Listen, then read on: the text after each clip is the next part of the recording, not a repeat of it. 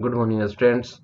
We are studying preparation of alkane, in which we have seen how alkanes, that is saturated hydrocarbons, are prepared by the action of alkyl halide. And we have prepared alkane by the action of alkyl halide by its reducing in the presence of zinc and dilute HCl. And we have also prepared alkane by the action of Wurtz reaction, by the process of Wurtz reaction, in which alkyl halides was treated with sodium metal in the presence of dry ether, in which number of carbon atoms was just doubled, but it is not a suitable method as it gives a mixture of alkane. That is why it is not a suitable method to prepare the alkane by the process of Wurtz reaction ना। लेकिन कुछ और hints मैं दिया था वुर्ज reaction के अलावा। वुर्ज फिटिग reaction होता है, अगर एक मोलकुल्स अल्काइल हाइलाइड ले लें, एक मोलकुल्स अराइल हाइलाइड ले लें तो वुर्ज फिटिग रिएक्शन कहला जाएगा। और अगर दोनों मोलकुल्स एराइल हाइलाइड का ले लिया जाए सोडियम मेटल के साथ इन the presence of dry ether तो उसको फिटिग रिएक्शन कहते हैं। Now let us see how the alkanes are prepared from carboxylic acid. From carboxylic acid it is prepared by two method, by decarboxylation reaction and Colway's electrolysis, electrolytic method. और दोनों 12th में भी पढ़ना है। ये दोनों रिएक्शन इंपॉर्टेंट इसलिए हो जाता है कि दोनों फिर से ये 12th में पढ़ना है। तो डी कार्बोक्सिलेशन, डी मतलब होता है रिमूवल, कार्बोक्सिलेशन मतलब CO2। CO2 के रिमूवल से हम लोग क्या कहा जाता है, carboxylic acid, sodium salt of fatty acid. When sodium salt of fatty acid is heated with the soda lime, then removal of CO2 takes place. This reaction is known as decarboxylation reaction, in which lower member of hydrocarbons, that is methane और ethane, can be prepared। ठीक है, उसी तरह से कॉल्वेज electrolysis में है, sodium salt of fatty acid को हम लोग इलेक्ट्रोलिसिस कराते हैं, जिसमें आपको नंबर ऑफ कार्बन एटम घट जाता है, जितना चाहिए उतना नहीं होता है, और हम लोग इथाइन बना सकते हैं। लेकिन हम लोग methane can not be prepared by this process, that is by Colway's electrolytic process. Let us study how we can prepare alkane by the action of decarboxylation reaction and by Colway's electrolytic method. Decarboxylation, sodium salt of carboxylic acid on heating with soda lime. What is soda lime? It is mixture of sodium hydroxide and calcium oxide, gives alkane containing one carbon atom less than the carboxylic acid. This process of elimination of carbon dioxide from a carboxylic acid is known as decarboxylation, और इसी reaction को हम लोग decarboxylation reaction कहते हैं। ठीक है, तो एक्चुअली कार्बोक्सिलिक एसिड है, इसमें से ये CO2 निकल जाता है। ठीक है, तो R और H बच गया, इसी को हम लोग, इसमें क्या हो गया, ये अल्केन हो गया, ये C2 निकल गया। तो रिमूवल ऑफ CO2 जो हो रहा है कार्बोक्सिलिक एसिड से, इसी को डीकार्बोक्सिलेशन रिएक्शन कहते हैं। लेकिन इसको हम लोग डायरेक्ट रिमूवल नहीं करते हैं, करते क्या है कि इसका सोडियम सॉल्ट ले लेते हैं। जैसे देख लो सोडियम इथेनोएट है, ये सोडियम सॉल्ट हो गया, और सोडा लाइम ले लिए। सोडा लाइम कहाँ से ये नाम आया वो देखो, तो it is a mixture of NaOH। NaOH को हम लोग क्या कहते हैं, कॉस्टिक सोडा कहते हैं। क्या कहते हैं, कॉस्टिक सोडा कहते हैं। पढ़ा चुका हूं, ये कॉस्टिक सोडा है। कॉस्टिक सोडा हो गया आपका ये। ठीक है, और आपका देख लीजिए CaO, इसका नाम है क्विक लाइम। इसको हम लोग क्या कहते हैं, क्विक लाइम कहते हैं।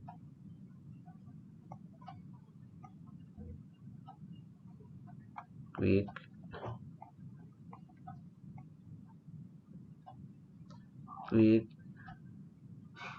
लाइम कहते हैं ना। तो देखो यहां से तुम्हारा सोडा ले लिया गया कॉस्टिक सोडा से, और क्विक लाइम से लाइम ले लिया गया। ठीक है, तो इसी को मिला करके सोडा लाइम कह दिया गया, और यह 3:1 रेशियो में होता है।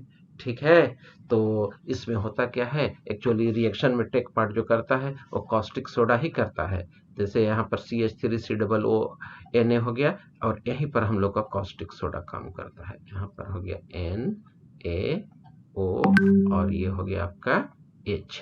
ठीक है, तो देखो यहां से एक कट करके निकल जाएगा ऐसे, तो Na2, 2 सोडियम हो गया, 3 ऑक्सीजन हो गया, 1 कार्बन हो गया। तो देख लो दो सोडियम, एक कार्बन, तीन ऑक्सीजन, सोडियम कार्बोनेट बनकर निकल गया। अब इधर क्या बच गया, CH3 और एक H बच गया, तो CH4 बन गया। ठीक है, अब एक क्वेश्चन बनता है कि during the decarboxylation reaction of sodium alkoxide, ठीक है, caustic soda is used, ठीक है, it is consumed, but what is the role of calcium oxide, why it is taken?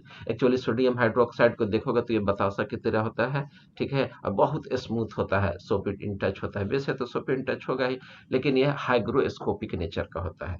Hygroscopic मतलब कि किसी कागज पर रख दो तो पूरा मॉइस्चर को, एटमॉस्फेयर के मॉइस्चर को एब्जॉर्ब करके भीग जाता है, साथ ही साथ it will be converted into the solution. ठीक है, तो इस प्रॉपर्टी को हम लोग डिलिक्विसेंट इन नेचर कहते हैं।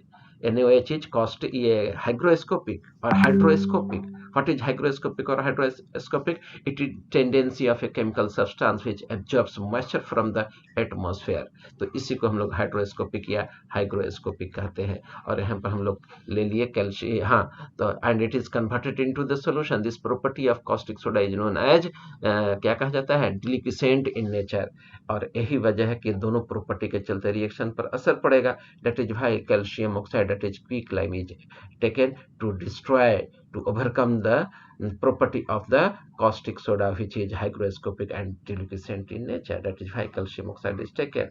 ठीक है, साथ ही साथ अगर हम लोग ले ही लेते अगर caustic soda तो क्या होगा, we generally perform the experiment in glassware, और ग्लास जो होता है सिलिकॉन ऑक्साइड का बना होता है, उसका अपरेटस जो होगा कॉस्टिक सोडा NaOH के चलते क्या होगा, स्क्रैच हो जाएगा। ठीक है, ग्लासवेयर डैमेज करेगा, इसीलिए कॉस्टिक सोडा को हम लोग डायरेक्टली यूज नहीं करते हैं। ठीक है, we should avoid the taking of the experiment or performing the experiment in glassware apparatus directly with the caustic soda, because it is highly caustic, strong base, and glasswares are made up of silicon oxide which is acidic in nature. They will react to form the salt and water, consequently glass apparatus will be damaged, it will be scratched. That is why calcium oxide is also added। अब आइए हम लोग को next है आपका कॉल्वेज electrolytic method. ठीक है, an aqueous solution of sodium और potassium salt of carboxylic acid on electrolysis give alkane containing even number of carbon atom at cathode. अगर हम लोग कोई भी sodium salt of fatty acid ले लें, ठीक है, उसका इलेक्ट्रोलिसिस करा दें, ठीक है, तो डिकार्बोक्सिलेशन होगा, यही ना आपका ऑक्सिलेट है, कार्बोक्सिलेट है। ठीक है, यहाँ पर sodium salt of fatty acid हो सकता है, बताएंगे कैसे होता है रिएक्शन ये। तो यहाँ से आपका ऑक्जेलेट आ गया, ठीक है, फ्री रेडिकल आपका बदलता है, कैसे बदलता है मैं भी जस्ट समझाऊंगा। तो एनोड पर जा करके आपको फ्री रेडिकल बन गया, alkyl free radical, alkyl free radical, alkyl free radical combine करके क्या चीज में बदल गया, हायर अल्केन में बदल गया। तो even number of carbon containing hydrocarbons यानी saturated hydrocarbon that is alkanes are prepared. Let us see one more example. Sodium acetate को ले लिए, वाटर के प्रेजेंस में इसका इलेक्ट्रोलिसिस करा दिए ना, तो ये टूट जाएगा Na+ और एसीटेट आयन में। तो देखो एसीटेट आयन में टूट गया और ये आपका क्या कहा जाता है, सोडियम आयन में बदल गया। सोडियम मेटल सीधे कैथोड पर चला जाएगा, वहां से एक इलेक्ट्रॉन लेकर के वहां लिबरेट हो जाएगा। ठीक है, हालांकि प्रोसेस इसका लंबा है, इतना आसान नहीं है। आइए अब हम लोग यहाँ पर बच गए एसीटेट आयन। तो एसीटेट आयन पर क्या है, निगेटिव चार्ज है। यह निगेटिव चार्ज कहाँ जाएगा, एनोड पर जाएगा। एनोड इलेक्ट्रिकली पॉजिटिव होता है और वहां क्या रिएक्शन होगा वो देखिए, एनोड पर जाएगा, वहां टू मोलिकुल्स दो मिल करके दो इलेक्ट्रॉन रिलीज करेगा और अपने फ्री रेडिकल में बदल गया। ठीक है, अब यहाँ से क्या होगा, यहाँ से फ्री रेडिकल में ये टूट जाएगा, ये बॉन्ड जो है तुम्हारा होमोलिटिक फिजन में टूटेगा, क्योंकि यहाँ पर फ्री रेडिकल डेवलप है।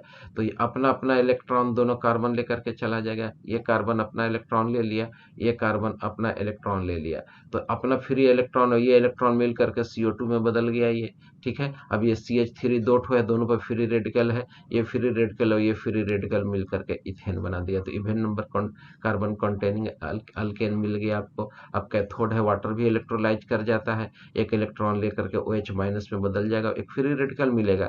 यही फ्री रेडिकल जो है, ठीक है, आपस में कंबाइन करके हाइड्रोजन गैस में बदल गया, वहां Na+ था या OH- है, एक्वस सॉल्यूशन में लिफ्ट हो जाएगा, यानी कॉस्टिक सोडा रीजनरेट हो गया फिर से जो आपका कंज्यूम हुआ था। तो कंज्यूम का बल्कि एक साइड प्रोडक्ट आपको बन गया ये तो।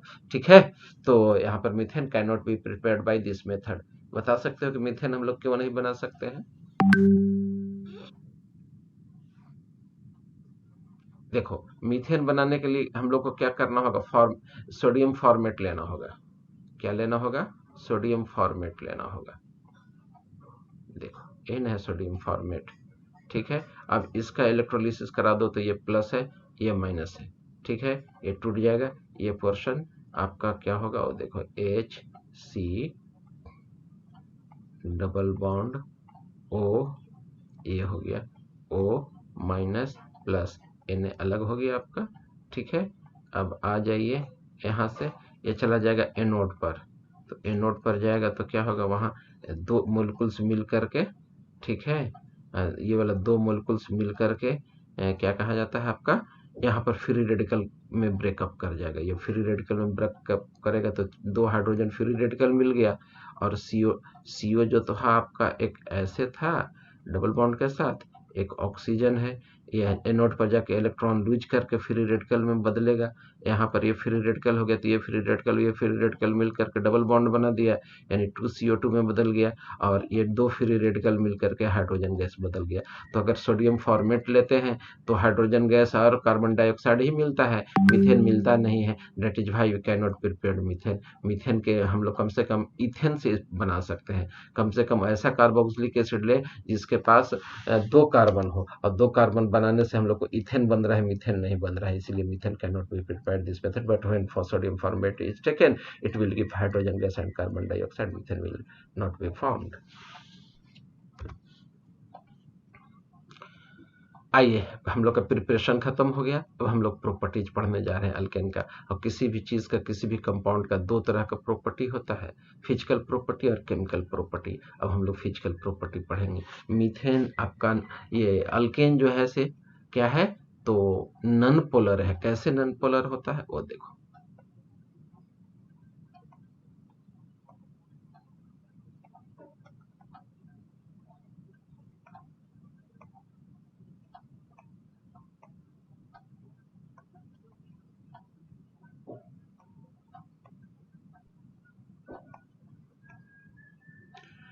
अब देखो यहाँ पर कार्बन कार्बन दोनों की इलेक्ट्रोनेगेटिविटी सेम है, तो कोई एक दूसरे के इलेक्ट्रॉन नहीं खींच रहा है, इसलिए क्या हो गया, नन पोलर हो गया। कोई प्लस माइनस नहीं बन रहा है, ये नन पोलर हो गया आपका ये।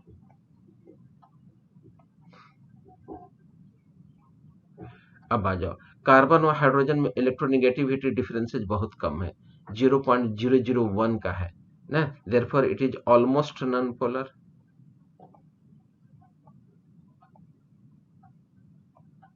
ऑलमोस्ट क्या है, नन पोलर है। NP लिख दे रहा हूं, नन पोलर है, ठीक है। एज होल पूरा मोलिकुल्स क्या हो गया आपका, नन पोलर हो गया।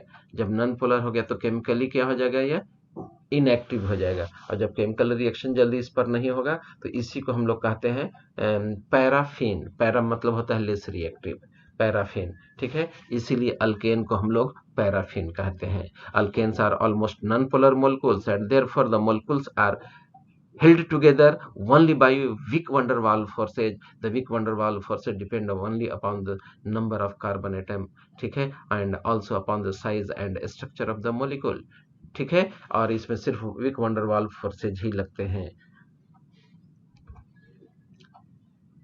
और विक वंडरवाल फोर्सेज से जिसमें नंबर ऑफ कार्बन एटम कम होता है, जैसे C1 to C4 are gas, C5 to C17 liquid होता है, C18 ऑनवर्ड सभी के सभी सॉलिड वैक्स लाइक सॉलिड होते हैं, ठीक है। बॉइलिंग पॉइंट अल्केन का जो होता है कंपैरेटिवली क्या है, लो होता है। क्यों है, because there is weak van der Waals forces.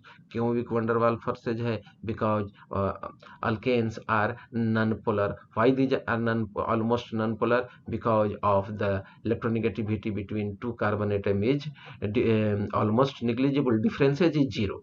Electronegativity differences between two carbon atom is zero, but in between carbon and hydrogen is almost negligible. That is why it is a non-polar, and hence weak van der Waals forces are acting in between them. Therefore it is very easy to boil them. That is why the boiling point of hydrocarbon, that is alkane, is very low. With increase in the number of carbon atom, ठीक है, van der Waals forces will also increase. Consequently, on increasing the number of carbon atom, boiling point of alkane will increase. ठीक है। It has been observe that by increasing the carbon number in alkane by 1 atom 20 to 30 Kelvin, boiling points are increased in the same homologous series। ठीक है, boiling point of various alkane का ये तुम्हारा graph दिया हुआ है। जैसे जैसे नंबर ऑफ कार्बन एटम बढ़ता चला जाएगा, बॉइलिंग पॉइंट आपका बढ़ता चला जाएगा। हाँ, बॉइलिंग पॉइंट का फिर तुम्हारा इस तरह का ग्राफ है। नंबर ऑफ कार्बन एटम बढ़ने से क्या हो रहा है, तुम्हारा बॉइलिंग पॉइंट इंक्रीज कर जाता है। अब आइए मेल्टिंग पॉइंट में। ठीक है, the melting point of alkane do not shows regular variation with increase in molecular size. जैसा कि बॉइलिंग पॉइंट पे हम लोग देखें कि क्या कहा जाता है आपको, नंबर ऑफ कार्बन एटम बढ़ने से वंडरवाल फोर्सेज बढ़ जाता है, जिसके चलते बॉइलिंग पॉइंट बढ़ जाता है, क्योंकि उसमें वंडरवाल फोर्सेज बढ़ रहा है। लेकिन मेल्टिंग पॉइंट में इस तरह का रेगुलर वेरिएशन नहीं है। It has been observe that in general alkane with even number of carbon atom have higher melting point than those compound which have odd number of carbon atom in alkane. ऐसा क्यों होता है, तो in the case of the even number the structure is symmetrical, two ends are opposite to each other. देखो ये तुम्हारा इसमें number of carbon atom किधर है मेरा, 1 कार्बन, 2 कार्बन, ये हो गया 3 कार्बन, ये हो गया 4, ये हो गया 5, ये हो गया 6 कार्बन। तो इवन नंबर कार्बन है, पैकिंग इज इजी। एक मोलिकुल्स का पर दूसरा मोलिकुल्स आसानी से क्रिस्टलैटिस स्ट्रक्चर में फिट कर जाएंगे, due to which it is symmetrical structure and have higher melting point, because it will require to break the bond, not to break the packing of the molecules in the crystal lattice structure. While in the case of molecule containing odd number of carbon atom, two ends are on same directions on same side, that is why the packing is very difficult. Such type of compound, that is alkane having odd number of carbon atom due to difficulty in packing now in the crystal lattice structure, their melting point is very लो, कम होता है comparatively. ठीक है, और इसका graph देखोगे तो तुमको सीसा की तरह होता है। किसके तरह होता है, आरी की तरह होता है। इसका ग्राफ देखो तो ग्राफ में उसी पेज पर ले थोड़ा सा आइडिया दे देता हूँ। अगर हम लोग मेल्टिंग पॉइंट ले लें, ठीक है, इधर MP ले लें, ठीक है, और इधर हम लोग ले लें नंबर ऑफ कार्बन एटम, ठीक है, इधर नंबर ऑफ NOC मतलब नंबर ऑफ कार्बन एटम। ठीक है, तो ग्राफ देखो इस तरह से जाता है, ऐसे होगा, फिर डाउन होगा, फिर बढ़ेगा, फिर बढ़ेगा, घटेगा, बढ़ेगा, घटेगा, बढ़ेगा, घटेगा, बढ़ेगा ना। जहां पर इवन नंबर आ जाएगा वो बढ़ जाएगा, और जहां पर ऑड नंबर आएगा घट जाएगा, क्योंकि ऑड नंबर में दो एंड जो होता है सेम साइड हो जाता है। ठीक है, और सेम साइड एक ही एंड होने में पैकिंग इजी नहीं है, डिफिकल्ट हो जाए। जैसे टेबल ले लो लकड़ी वाला, एक टेबल के बाद दूसरा टेबल रख दो तो जल्दी फिट होगा, बीच में गैप ना आ जाएगा, एक लत मारो गिर जाएगा। वही चेयर है, एक एंड ऊपर की तरफ है पीठ वाला, तो नीचे पैर वाला उसका नीचे है। एक चेयर पर 8-10 चेयर रख दो, आसानी से रखा जाता है, पैक हो जाता है, हेवी पैकिंग है उसमें, इसलिए उसका मेल्टिंग पॉइंट हाई होता है। यही वजह है कि आरी नहीं होता है लकड़ी काटे वाला, उसके तरह इसका ग्राफ आता है। Therefore, the attractive forces in the former are more and the melting point are higher as compared to the alkane with odd number of carbon atom। ठीक है, अल्केन देख लो तुम्हारा यहाँ पर 3 कार्बन है, ऑड नंबर है, तो 85.9 केल्विन है। देखो इवन नंबर आ गया तो तुरंत बहुत ज़्यादा बढ़ गया। ठीक है, ऑड नंबर आ गया, ठीक है, तो नंबर ऑफ कार्बन आइटम से तो की वजह से तो बढ़ेगा ही, लेकिन इसके रिस्पेक्ट में देखो कम है इसका। ठीक है, इसमें 7 है तो कुछ कम है, और इवन हो गया तो फिर बहुत ज़्यादा बढ़ गया। तो ऑड इवन से काफ़ी फर्क पड़ता है। यही कंसेप्ट लगाया था केजरीवाल वहाँ दिल्ली में, ऑड इवन करके पोल्यूशन कम करने के लिए। मजाक कर रहा हूँ बाय द वे, सॉल्युबिलिटी पर हम लोग डिस्कस करने जा रहे हैं। तो एज यू नो, सिमिलिया सिमिलिबुस सॉल्वेंटर, that means like dissolves, like dissolves, like dissolves ना। मतलब कि अगर कोई पोलर सब्सटेंस है तो पोलर सॉल्वेंट में डिजॉल्व होगा, कोई नॉन पोलर है तो नॉन पोलर में डिजॉल्व करेगा, और अपोजिट पोलरिटी वाले लाएंगे तो रेयर केस में डिजॉल्व करेगा, जिसमें हाइड्रोजन बॉन्ड बनता हो। Alkanes are, as you know, alkanes are almost non-polar in nature and water is polar, that is why alkanes are insoluble in water। ठीक है, but they dissolve in non-polar solvents such as ether, benzene, carbon tetrachloride, etc। The solubility generally decreases with increase in molecular mass. As we know, petrol is a mixture of hydrocarbon and is used as a fuel for automobile. ठीक है, और solubility generally क्या होता है, decrease करने लगता है, कैसे, on increasing the molecular masses. As we know, petrol भी जलाओगे, ठीक है, तो क्या कहा जाता है, फ्यूल की तरह हम लोग यूज करते हैं उसको. वजह क्या है, क्योंकि उसको बर्न करने के बाद हीट एनर्जी निकलता है. कैसे हीट एनर्जी निकलता है, कंबशन केमिकल प्रॉपर्टीज हम लोग पढ़ेंगे तो उसमें उसको हम लोग देखेंगे. Alkanes are higher than lighter than water, और ये वाटर से आपका क्या होता है, लाइटर होता है. The density increases with the increase in number of carbon atom.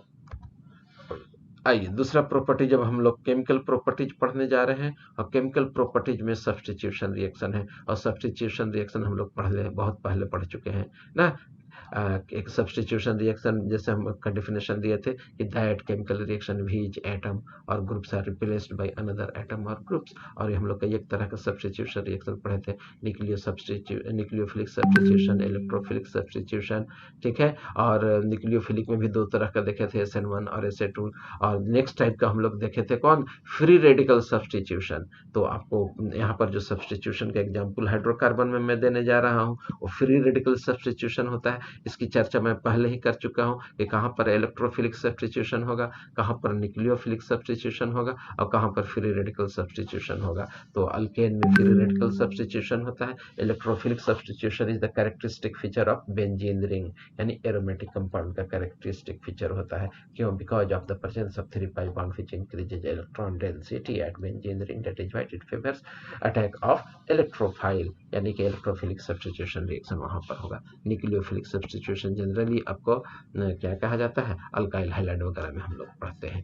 ठीक है, तो आइए एक एग्जाम्पल सब्स्टिट्यूशन रिएक्शन का हम लोग देखते हैं. अल्केन का ना मैकेनिज्म में पढ़ा चुका हूं. जैसे मीथेन है, मीथेन का हाइलोजिनेशन करा दीजिए. तो मीथेन आपका, मीथेन का एक carbon,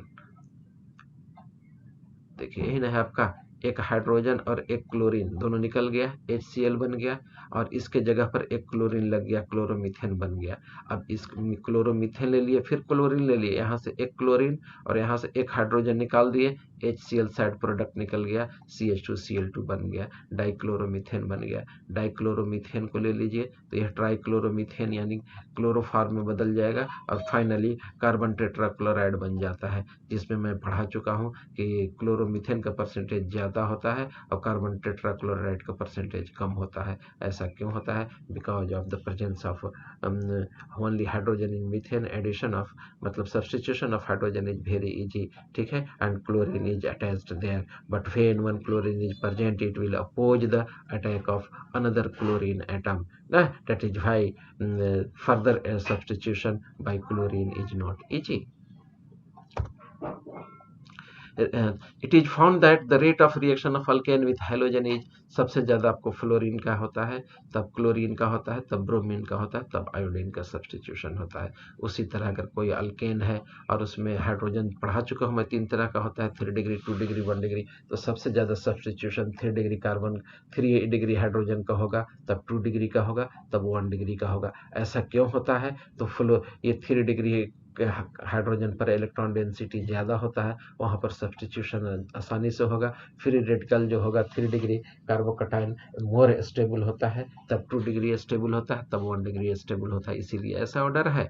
chlorine, fluorine, bromine, iodine में सबसे ज़्यादा रिएक्टिव फ्लोरीन होता है, इसलिए सबसे ज़्यादा सब्स्टिट्यूशन कराएगा. आयोडीन का सब्स्टिट्यूशन कम होता है ना, क्योंकि वो लिस्ट रिएक्टिव है. और भी वजह है उसका, HI बन जाएगा. HI बनने से साइड प्रोडक्ट क्या होगा, वह रिड्यूसिंग एजेंट होता है. ठीक है, कंपाउंड को फिर आयोडीन में बदलने लगेगा, और साथ ही साथ अल्केन को भी तोड़ता है. तो वहां पर दिक्कत है, आपका अल्काइल हाइलाइड को तोड़ के अल्केन में बदल देता है. ठीक है, ये होता है. तो सब्स्टिट्यूशन रिएक्शन का मैकेनिज्म यहाँ पर आपको रिकॉल करना है, तो मैं हल्का से रिकॉल करा देता हूँ. सबसे पहले क्लोरीन ब्रेक किया था, तो उसको हम लोग कहते हैं chain initiating step by homolytic fission. और क्लोरीन फ्री रेडिकल वहाँ डेवलप हुआ था. क्लोरीन फ्री रेडिकल जो था रिएक्ट किया था किसके साथ, आपका मीथेन के साथ, और अपने HCl में बदल गया था, मिथाइल फ्री रेडिकल में वह तोड़ दिया था। हम तो वहां पर बोले थे हम तो टूटे सनम, हम तो गए सनम, तुमको भी ले डूबेंगे। वही इन लोग का चलते रहता है, जिससे आपका चेन प्रोपगेटिंग स्टेप का फॉर्मेशन हो जाता है। और फाइनली आपका क्या हो जाता है, आपका फ्री रेडिकल और फ्री रेडिकल आपस में कंबाइन कर लेते हैं और रिएक्शन को रोक देते हैं। तो उसको हम लोग चेन टर्मिनेटिंग स्टेप कहते हैं, तो उसको आपको याद करना होगा। आइए अब हम लोग पढ़ते हैं कंबशन के बारे में ना। Alkane on heating in the presence of air और dioxygen are completely oxidized to carbon dioxide and water with the evolution of large number amount of heat energy, due to which the alkanes are used as a fuel। ठीक है, तो हम लोग alkane का fuel में use करते हैं अगर कंप्लीट कंबशन हो रहा हो। ठीक है, मतलब कि सफिशिएंट अमाउंट ऑफ ऑक्सीजन दीजिएगा तो यह कार्बन डाइऑक्साइड में बदलेगा और वाटर में बदलेगा। लेकिन अगर इनसफिशिएंट ना, मतलब कि लिमिटेड सप्लाई ऑफ ऑक्सीजन दीजिएगा तो वहाँ कार्बन मोनोऑक्साइड बनता है, कुछ कार्बन पार्टिकल रह जाते हैं उसमें, तो इसको इनकम्प्लीट कंबशन कहते हैं। इसमें हीट एनर्जी भी कम रिलीज होता है और डेंजरस होता है, क्योंकि carbon monoxide is deadly poisonous gas. इसका अब हम लोग कंट्रोल्ड ऑक्सीडेशन हम लोग पढ़ने जा रहे हैं। ठीक है, alkanes on heating with a regulated supply of dioxygen or air at high pressure and in the presence of suitable catalyst, it gives different oxidation product. When methane is oxidized in the presence of copper at 1100 atmospheric pressure and 575 Kelvin temperature in the presence of copper, then it will give methyl alcohol. But same compound, that means कि other hydrocarbon, ठीक है, in the presence of oxygen and alkaline KMnO4 which is oxidizing agent ना, gives aldehyde, वह aldehyde में बदल जाता है और एल्डिहाइड देता है। ठीक है, रिएक्शन में कुछ छूट गया है, टाइपिंग मिस्टेक है। ठीक है, तो इसको मैं सुधार दूंगा बाद में। यहाँ पर CH3CHO होगा, HCHO है ना, HCHO, हाँ फॉर्मल्डिहाइड है आपका ये, तो वाटर में बदलेगा, ये फॉर्मल्डिहाइड में भी बदलता है आपका। ठीक है, तो मेरे ख्याल से अब हम पढ़ने जा रहे हैं आइसोमेराइजेशन। आइसोमेरिज्म क्या है ये पढ़ा चुका हूँ। ठीक है, अगर नॉर्मल अल्केन को आप हीट करेंगे, किसके प्रेजेंस में हीट करेंगे, एल्युमिनियम क्लोराइड कैसा होना चाहिए, तो एल्युमिनियम क्लोराइड आपका अनहाइड्रस होना चाहिए। तो यही आपका नॉर्मल ब्यूटेन जो होगा, ठीक है, 30 to 35 एटमॉस्फेरिक प्रेशर पर आइसोप्रोपेन में बदल जाता है। किस चीज में बदल जाता है ये, आइसोप्रोपेन में बदल जाता है। किस चीज में बदलता है ये, आइसोप्रोपेन में बदल जाता है।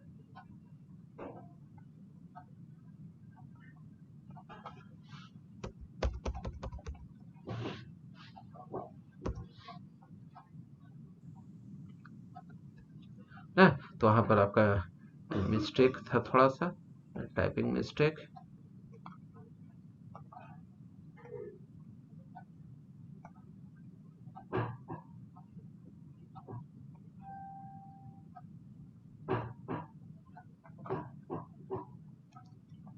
रात में तो तैयार किया हूं, तो रात में छूटता है बहुत। तो आइसोमेराइजेशन क्या है, तो इस alkane isomerizes to branch chain alkane when it is heated with anhydrous aluminum chloride and hydrogen chloride at 573 Kelvin under a high pressure of about 30 to 35 atmospheric pressure। तो इसको हम लोग क्या कहा जाता है, नॉर्मल अगर ब्यूटेन ले ले तो यह आइसोप्रोपेन में बदल जाता है। ठीक है, उसी तरह से aromatization, formation of aromatic compound from unsaturated hydrocarbon is known as aromatization, and when alkane containing at least 6 carbon atoms are heated in the presence of high temperature like 723 Kelvin and atmospheric pressure कितना होना चाहिए, 10 to 20 atmospheric pressure होना चाहिए, then it forms benzene। This process is known as aromatization। बस आज इतना ही पढ़ूंगा। ठीक है, तब तक के लिए अलविदा, अल्लाह हाफिज। सभी स्वस्थ रहिए, बढ़िया से रहिए, कोविड से बचिए।